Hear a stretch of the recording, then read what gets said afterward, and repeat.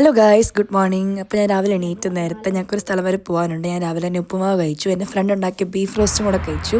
ഞങ്ങൾ അങ്ങോട്ടേക്ക് പോവുകയാണ്. ഞാൻ പോകുന്ന വഴിയെ പുള്ളിക്കൂടെ നടന്ന് അവിടുത്തെ ആ വെള്ളം വരുന്ന ഒരു അത് ഞാൻ കുടിച്ചു, അറിയാതെ ചവിട്ടി.